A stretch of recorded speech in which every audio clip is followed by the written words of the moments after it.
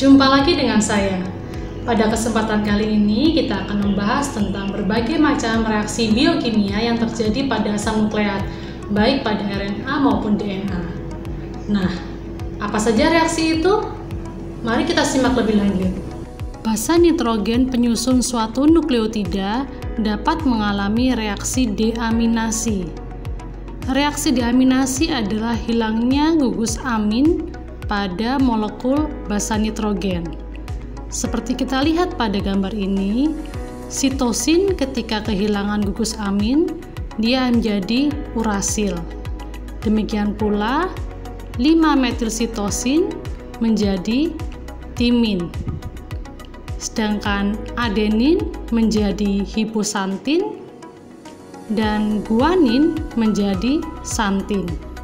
Sementara pada suatu nukleotida dapat mengalami reaksi depurinasi atau kehilangan basa purin. Seperti kita lihat contohnya pada gambar ini, di mana nukleotida dengan residu guanin kehilangan guaninnya dan melepaskan apurinik residu.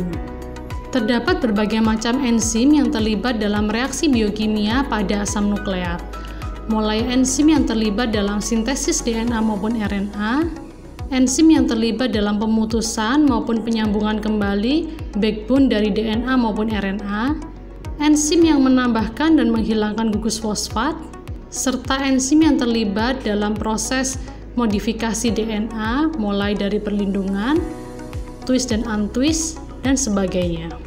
Yang pertama adalah enzim polimerase. Enzim ini berfungsi untuk mensintesis untai DNA maupun RNA yang baru.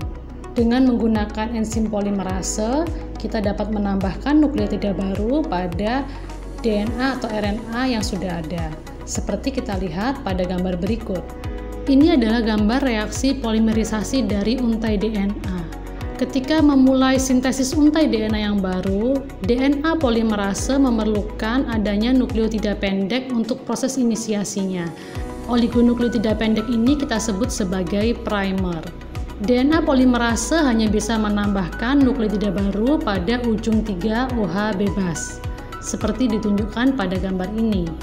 Sementara pada proses sintesis RNA polimerase tidak memerlukan adanya primer untuk mensintesis untai RNA yang baru. RNA polimerase dapat mensintesis untai RNA yang baru berdasarkan template-nya. Seperti kita lihat pada gambar ini. Ada beberapa jenis DNA polimerase. Reaksi dasar di DNA polimerase ditunjukkan oleh gambar A, di mana DNA disintesis dengan arah 5:3.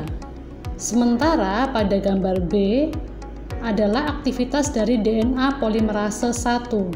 DNA polimerase 1 ini berfungsi untuk mengisi nick, yaitu kekosongan pada untai DNA double stranded. Kemudian setelah mengisi kekosongan nick, DNA polimerase 1 akan menggantikan untai DNA arah 5:3 seperti ditunjukkan pada gambar ini. Pada gambar C adalah aktivitas dari klenofragmen. Klenofragmen berfungsi mengisi bagian nick dari untai double stranded DNA. Fungsi dari klenofragmen adalah mengisi kekosongan nick tanpa menggantikan untai DNA yang existing pada arah 5:3.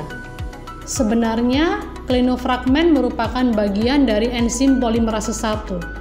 Seperti kita ketahui bahwa enzim polimerase 1 terdiri atas 3 subunit enzim, yaitu eksonuklease dengan arah 5:3, eksonuklease dari 3:5, dan polimerase. Enzim ini kemudian dipecah menjadi fragmen kecil dengan aktivitas eksonuklease 5:3 dan fragmen besar dengan aktivitas eksonuklease 3:5 dan polimerase. Fragmen besar inilah yang disebut sebagai klenofragmen. Karena sudah kehilangan eksonuklease arah 5:3, maka klenofragmen tidak bisa lagi menggantikan atau mereplace existing nucleotide pada arah 5:3. Sementara pada gambar D, kita melihat merupakan aktivitas enzim reverse transkriptase. Enzim ini berfungsi mensintesis untai DNA baru dengan menggunakan RNA sebagai template-nya. Selain itu, masih banyak terdapat jenis polimerase yang lain seperti ditunjukkan pada slide ini. Enzim yang kedua adalah nuklease. Enzim ini berfungsi untuk memendekkan dan memotong untai DNA.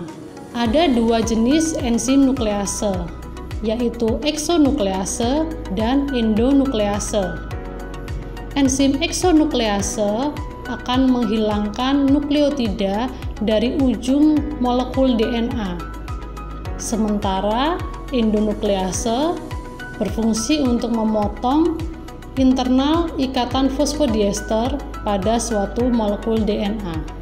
Berdasarkan spesifitasnya, enzim nuklease dibagi menjadi dua, yaitu Schnick Venom fosfodiesterase yang secara spesifik memotong pada situs A. Enzim ini secara sekuensial menghilangkan 5 aksen NMP dari arah ujung 3, sehingga pada gambar berikut menghasilkan ujung 5 aksen AMP.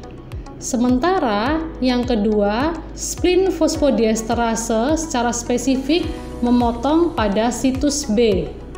Enzim ini secara sekuensial menghilangkan 3 aksen NMP dari ujung 5 aksen, sehingga menghasilkan 3 aksen CMP, seperti kita lihat pada gambar ini.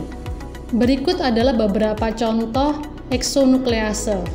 BAL31 adalah enzim yang menghilangkan nukleotida dari kedua untai double-stranded DNA. Sementara eksonuklease 3 hanya menghilangkan nukleotida dari ujung 3 aksen saja, menghasilkan pola potongan seperti gambar ini. Sementara ini adalah beberapa contoh endonuklease.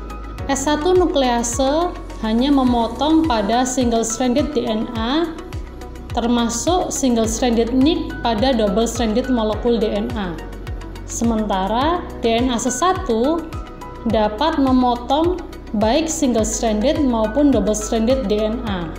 Enzim restriksi endonuklease memotong double-stranded DNA namun hanya pada situs tertentu. Enzim restriksi endonuklease mengenali dan memotong DNA pada spesifik sekuen. Sekuen tempat pengenalan enzim ini disebut sebagai recognition site. Sementara ikatan fosfodiester tempat terjadinya pemotongan disebut sebagai cleavage site.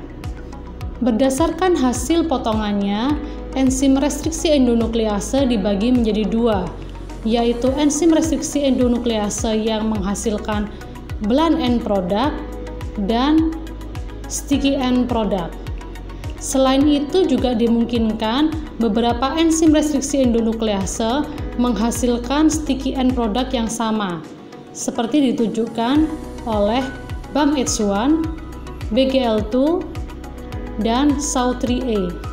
Pada suatu untai DNA, sangat dimungkinkan dapat dikenali lebih dari satu enzim restriksi, dan masing-masing enzim restriksi dapat memiliki lebih dari satu situs restriksi.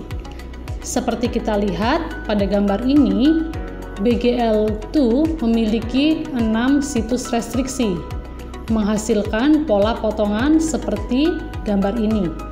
Sementara BAMH1 memiliki 5 situs restriksi. Jika dipotong oleh enzim BAMH1, maka fragmen DNA ini akan menghasilkan 6 fragmen. Sedangkan SAL1 pada fragmen ini memiliki 2 situs restriksi. Sehingga ketika dipotong oleh SAL1, fragmen DNA ini akan menjadi 3 fragmen.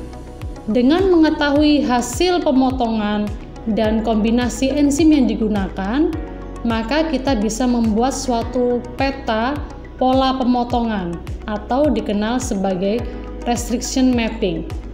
Selain itu, masih banyak lagi jenis enzim endonuklease, eksonuklease, dan enzim yang memiliki aktivitas baik endo maupun eksonuklease. Berikutnya adalah enzim ligase. Enzim ini mengkatalisa reaksi penggabungan molekul DNA yang disebut sebagai proses ligasi. Enzim ligase dapat memperbaiki discontinuity pada molekul double-stranded DNA maupun melakukan penggabungan dua molekul DNA. Selain itu, DNA ligase juga bisa melakukan penggabungan baik dengan ujung blunt end maupun sticky end.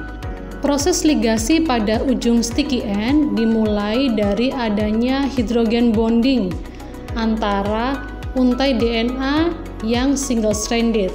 Kemudian terjadi proses ligasi dengan adanya ikatan fosfodiester dari backbone DNA oleh DNA ligase.